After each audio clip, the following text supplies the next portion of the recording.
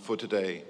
Now, I think you'd have probably noticed that in setting up the keynotes for this week, by and large, we have asked people to come and speak to us who are actually not part of the SBCC community. People who can challenge us, people who can make us think, people who can really generate new ideas and insights into how we go about our work and enable us to really reflect on the theme of a conference of what kind of things are working and what kind of things are not working and how should we be thinking about that. And a really good example of that is the two keynotes we've got today. And this morning's keynote is the Honorable Dr. David Chiriboga from the Department of Medicine, the Division of Cardiovascular Medicine at the University of Massachusetts at Medical School. So why have we got someone from that department to talk to us? Well, David was a young physician in Ecuador when he designed and implemented a system to provide comprehensive healthcare services to the indigenous population of Zumbahua in the highlands of the Ecuadorian Andes. The project included building a community hospital and establishing a health district with several satellite clinics with a strong community outreach component. He would later go on to serve as a Minister of Health in Ecuador, where he undertook a major restructuring of a healthcare system of a country. David, I'd really welcome you to take the podium, and we really look forward to hearing what you have to say.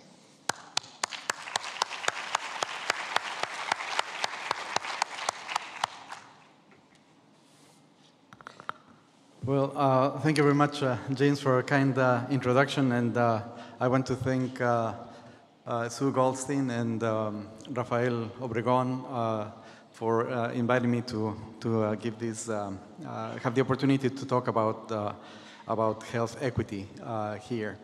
And as James was saying, no, I'm not going to focus on the SBCC itself. I'm going to try to talk about health equity as a guiding principle. Note some of the discussions yesterday were around what are some of the guiding principles that SBCC should have, and I think that equity deserves a chance there. I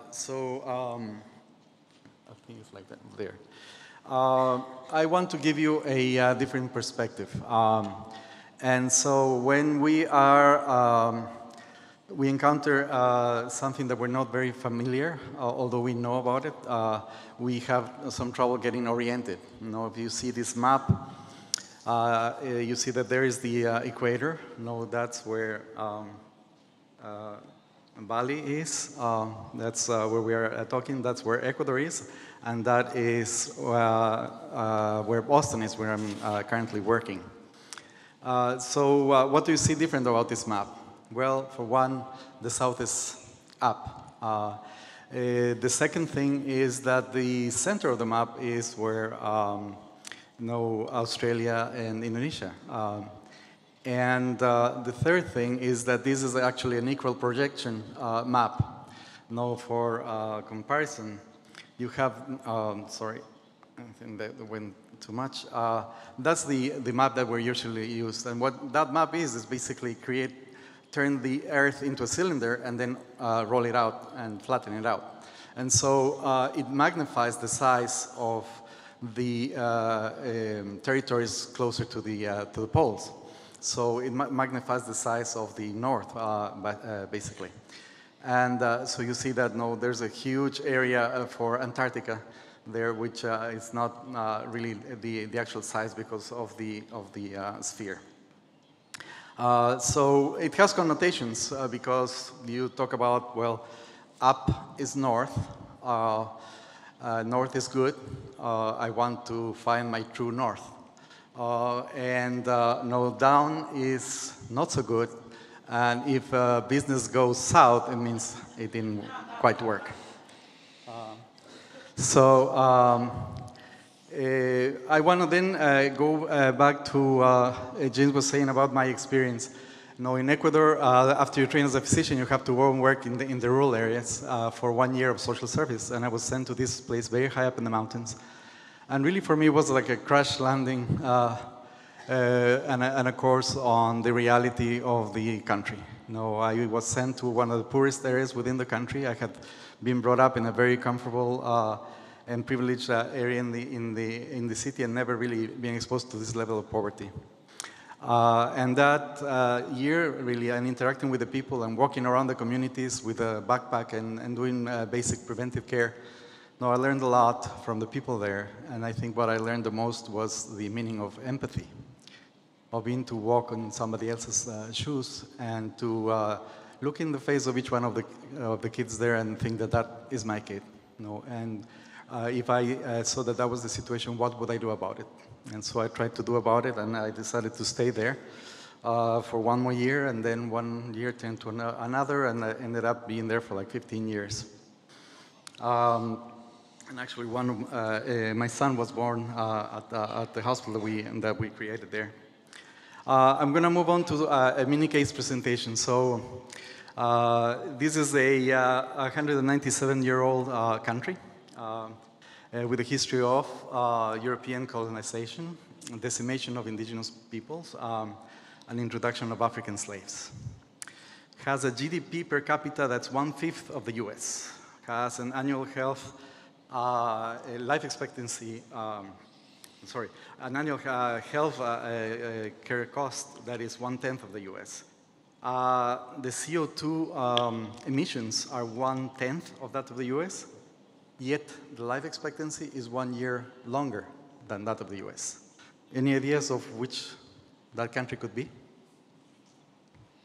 Anybody? No. Not Ecuador. It's actually Costa Rica.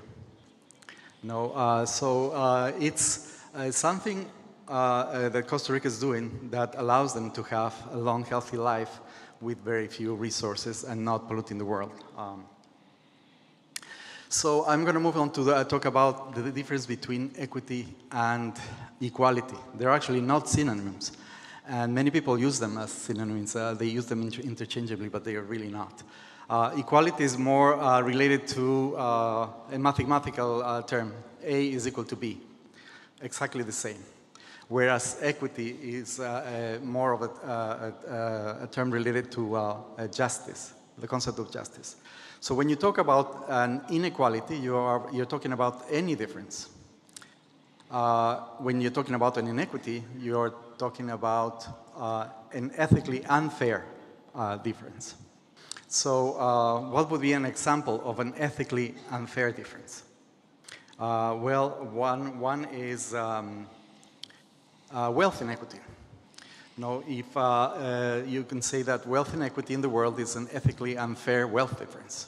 For example, Oxfam came up with these statistics in 2016 saying that 62 richest people, actually 53 men and 9 women to be exact, own the same wealth as the bottom half poorest people in the world. Then you go to 2018, 2017, doesn't seem okay. And it's not 62, it's the 8 richest men who actually own the same amount of wealth as the bottom half. And they've come up in 2018 saying that 80% of the new wealth went to the 1%, whereas the bottom half didn't see any increment in wealth. So I want to move to the health side of things and talk about WHO and the definition of health. So the definition of health is the state of complete physical, mental, and social well-being, and not merely the absence of disease or infirmity. This was agreed upon by all of the countries at the UN on April 7, 1948. I don't know if Rafael is, it's 70 years last week of this declaration. And then the objective of WHO was actually to attain the best feasible level of health for all. That is quite a challenge, and unfortunately in 70 years has not been measured. And this is what we attempted to try to do. We're proposing a modification to that definition. I think in the 21st century, what happened?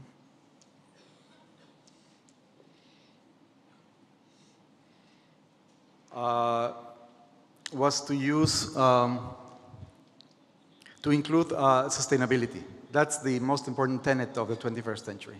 And so really we need to include sustainability into that equation. So you see that there are several aspects to that definition. Now, one is the best feasible. It says sustainable and for all. So it has to be for all 7.4 billion people on Earth. That's what we're looking, is the best level of feasible health for all. Well, which are the predictors of the population, of the health of our population?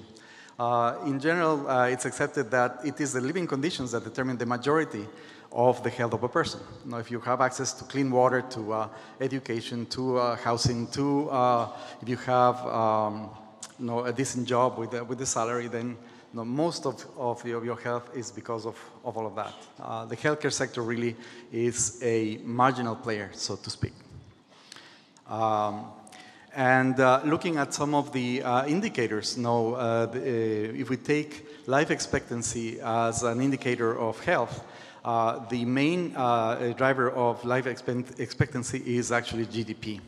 And this is a relationship where you see in the vertical axis life expectancy, and in the horizontal axis you have GDP.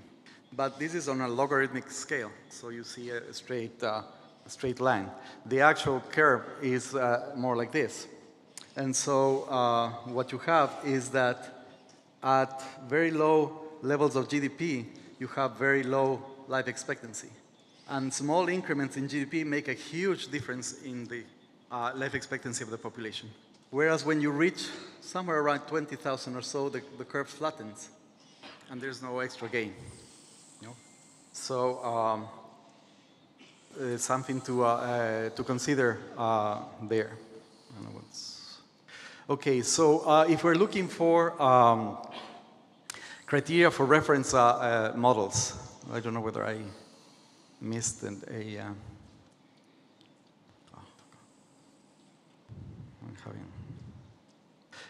So if we want to measure health, usually the health indicators tend to be negative indicators. No, I don't know if you've noticed that, but no, we talk about mortalities, infant mortality, maternal mortality, under 5 mortality, overall mortality.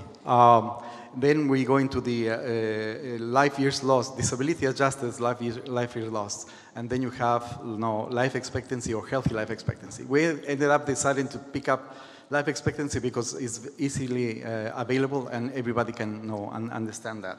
And we repeated the analysis that I'm going to share with you with all of these variables, and pretty much came out the same. The second one is replicability, the best feasible. So replicability is related to economic resources and GDP. And the third proxy indicator is sustainability. Well, how do you measure sustainability? We decided to go with carbon emissions as an indicator of sustainability. So we combined this data.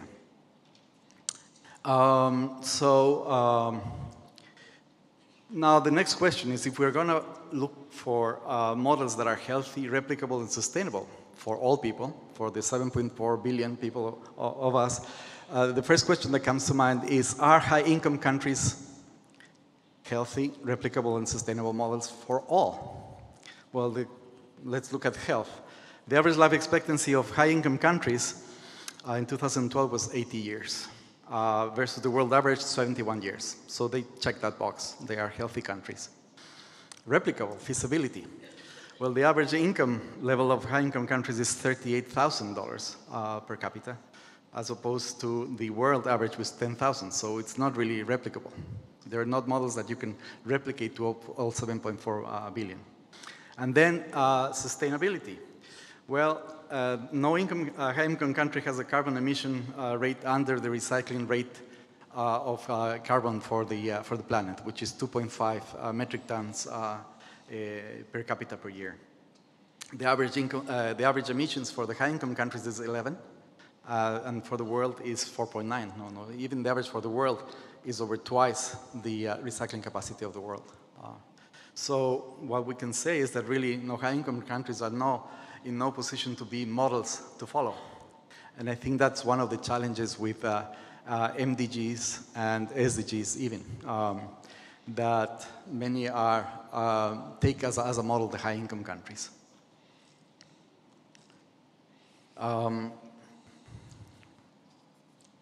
So let's go look for are there countries that could potentially be models.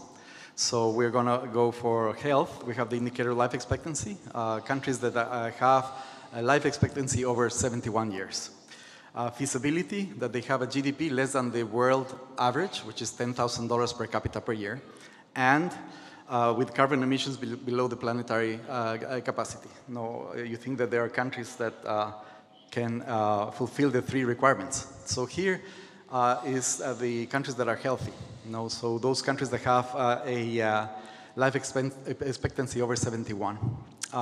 Many in the world, and you see primarily the issues are in Africa and some regions in Asia.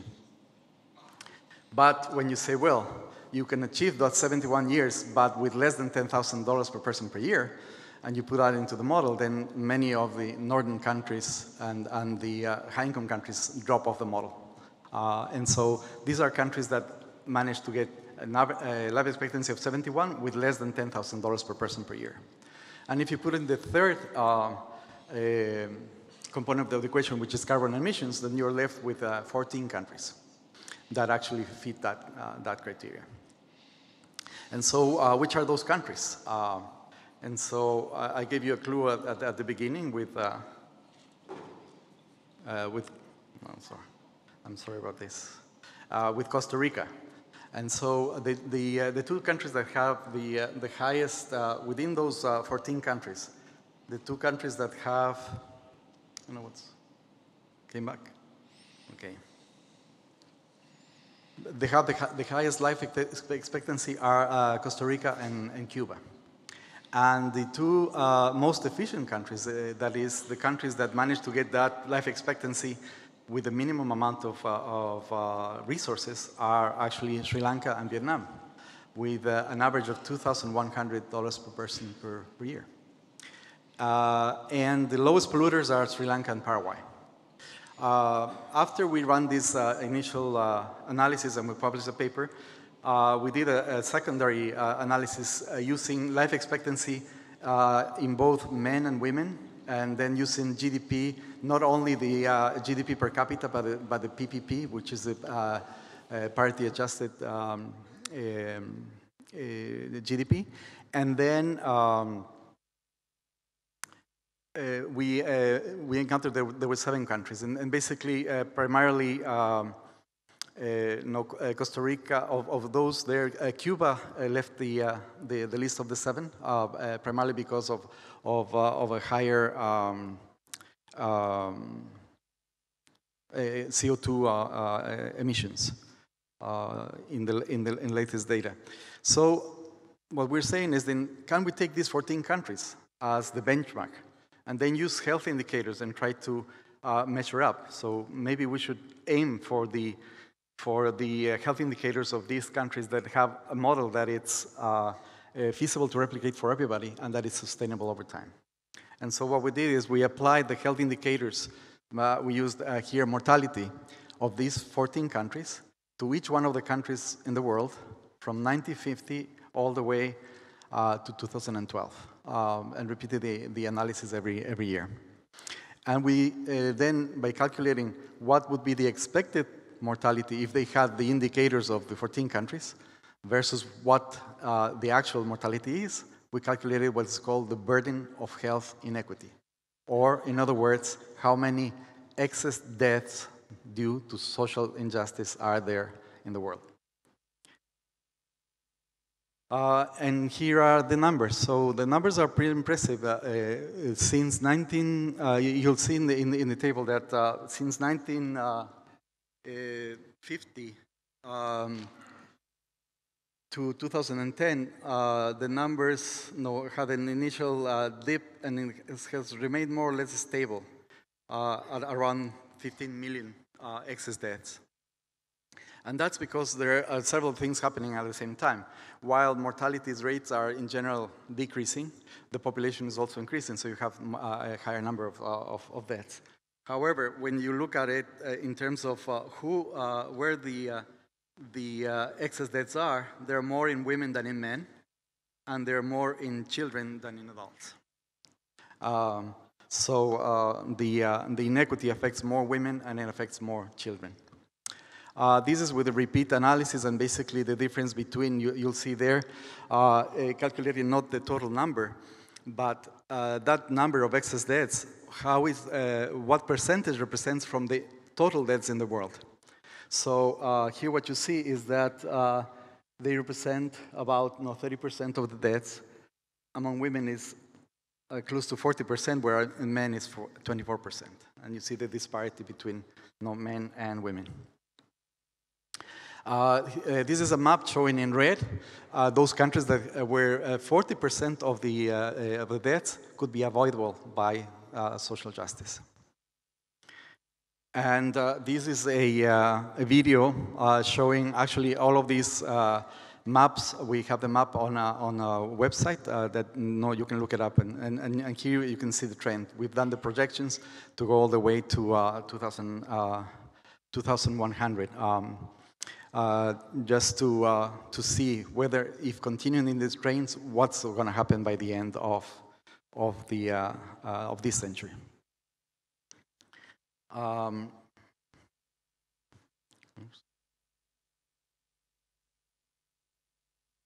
Okay, here are some of the methods that you'll have access to the presentation, but all of the databases that we used and how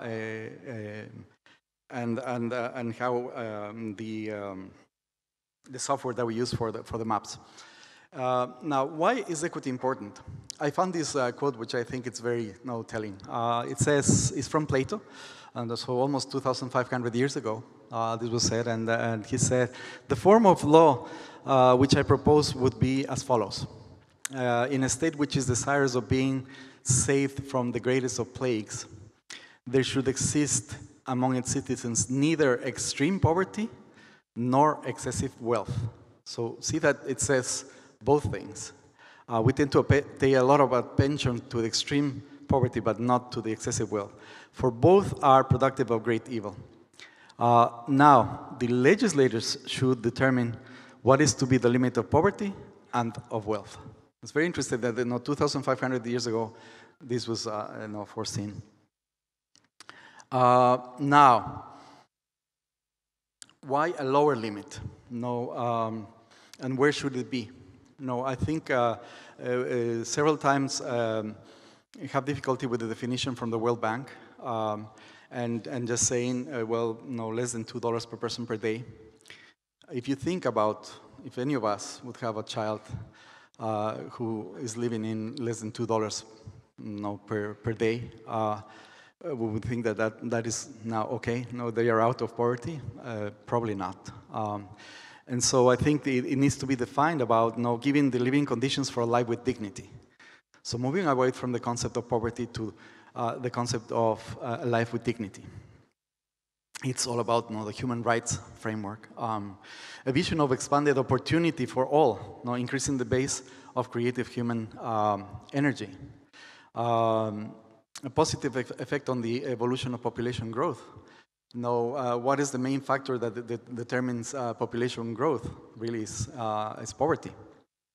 The main factor decreasing the natality, the birth rate, is education and increases in income. And then it's also an ethical duty. We're the generation that has the most resources in the history of humankind. We need to work on empathy and solidarity and move away from charity. The upper limit, the other side. Why?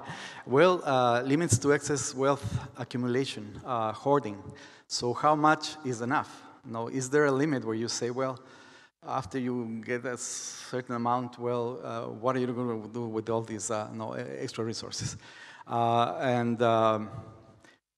Hoarding is now classified as a psychiatric disease, actually. Limits to excess exploitation of resources and sustainability. And that ties up with the last point, which is the intergenerational equity. If we use more resources than our share for our generation, we're basically stealing from the next generation. No? And so we have to think about those things. And limits to pollution and climate change.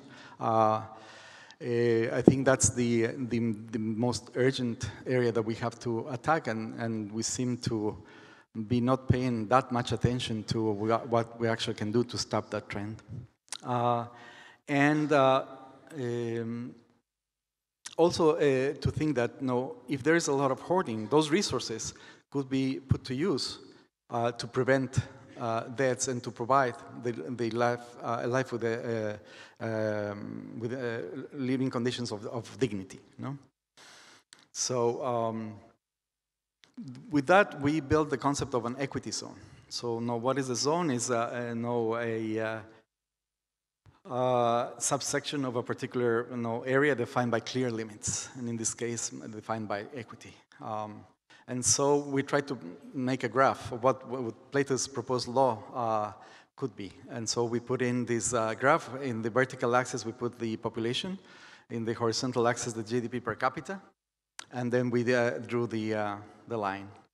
And that's the distribution. And you'll see basically that there's a lot of people with very few resources and much fewer with a lot of resources there.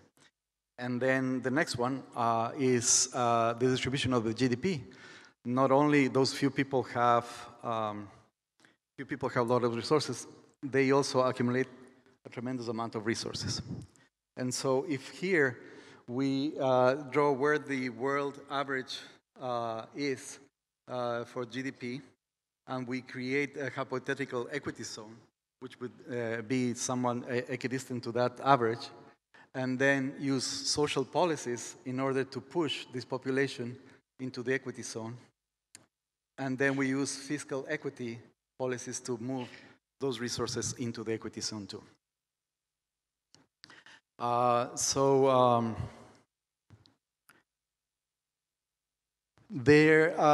With that initial work, then we moved on to try to calculate, well, what's the economic gap of that health equity? So what we did is we used the average income of those 14 countries, which was around $4,000 per capita per year, and used that as a reference and calculated from each country what's the difference to get to at least 4,000 per capita. And so that no country has reached life expectancy above the average for the world with less than $2,100 per capita. And those were the most efficient countries of the 14.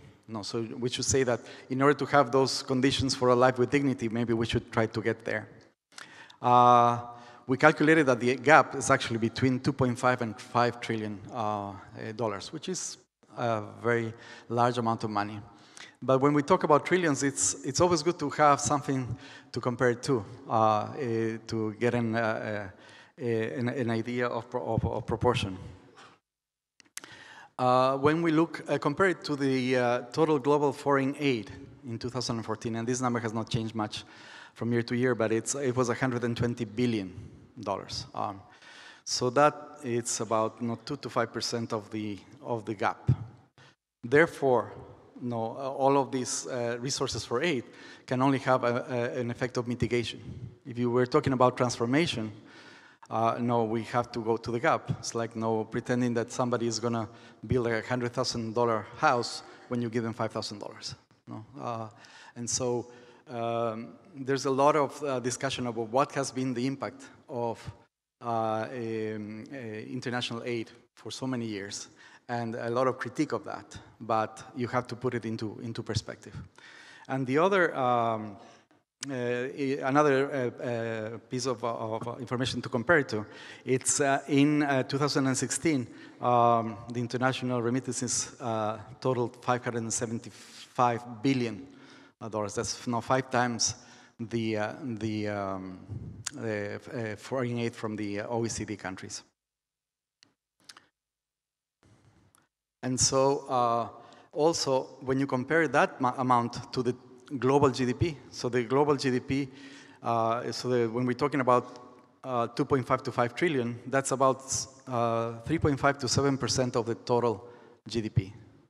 So I don't know how one would go about doing something like this, but if you think about that, with between 5 and 7% of the resources that the world has, you could provide the conditions for life with dignity for all 7.4 billion people. And that is, I think somehow it should be doable. I think it should be doable. So we're saying, well, we can use health equity and the burden of health inequity as a measure of, as a metrics of social justice. Back in when WHO met in Canada, the Ottawa Charter, they talked about health in all, for all, and by all, meaning that you need to have health in all policies. And I think that's very important.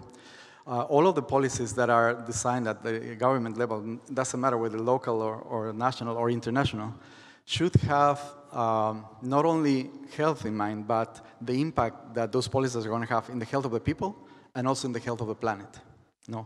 That's left primarily for the Senate. That's the ethical role of the Senate, is to look after. You hear from some indigenous populations that they say, the decisions that are made thinking about 7 populations ahead of you.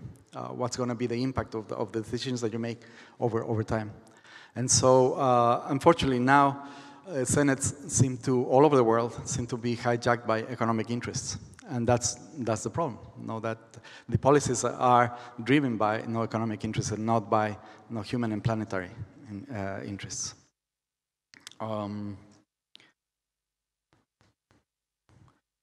With this, we created something that we call the equity curve, which is some principles for fair societies, to say that we should be between the dignity threshold and the excess threshold, that we should live within the planetary boundaries, not using more than our share of resources to keep this Earth for many years to come, and that social mobility should be related to contribution to the common good.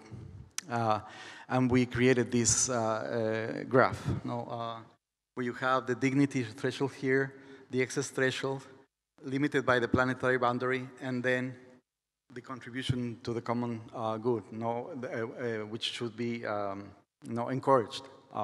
So the social mobility related more to contributions to the common good. Mahatma Gandhi said that the greatness of a nation is related to how they treat the most vulnerable of their population. Just quickly to go from sub-regional analysis, because all of the analysis that I've talked to you was comparing different countries. But, of course, within each country, there are levels of inequity that we looked at. So we looked at regions. Here are several of the large countries, China, India, Brazil, the US, Russia.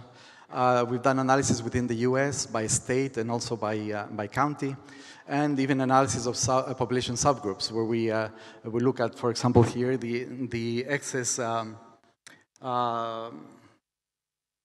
that 40% of the infant deaths in the District of Columbia, which is one of the wealthiest in the US, are excess deaths. Compared to the standards within the United States, not compared to the standards with the rest of the world. Just a few things to take home. Equity is not the same as equality. I think that's important. And here to talk a little bit about the fragmentation gap. No, we are so fragmented in our interventions that, and uncoordinated that it dilutes the impact of the interventions. And that, I think it's very important. No, wherever we're working, at any community, at a country level, or let's try to look for who is working on that field, bring them together, and try to coordinate activities. Add sustainability to the WHO objective. The global burden of health inequity is 17 million excess deaths every year due to social injustice. The economic gap is 3.5 to 7% of the global GDP, and the OECD support is less than 5% of that gap. To talk about transformation versus mitigation. We've done a lot of mitigation, and it's very important. When you go and see all these very challenging conditions all over the world, to do something about it. No, but what we should aim for is to transform society. And in order to do that, we need to know and quantify how much resources do we actually need to transform things. I'm very clear about it.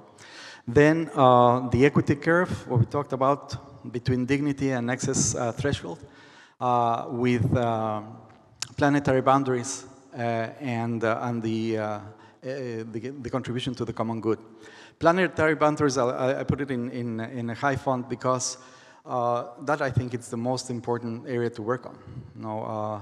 And finally, that we need to develop national and international legal frameworks and redistribution mechanisms, instead of the charity, which is really what has us tied. As we depend on donors that do not have any obligation, it's up to their goodness of their heart to give or not to give, how much to give, and to whom to give. It's very difficult to plan any of these actions, and we end up with projects that work whilst the project and the funding is there, and once we leave, it's gone. And we add up what has been done over the years from all over the world. It's quite daunting. So to think that if we are in this train of the development, the Western development, very resource use intensive, going towards probably an abyss, and we're all in that train. We need to do something about to slow that speed or get out of it. And that's not what I want to say. I think we all deserve to have fair opportunities. And thank you very much for your time.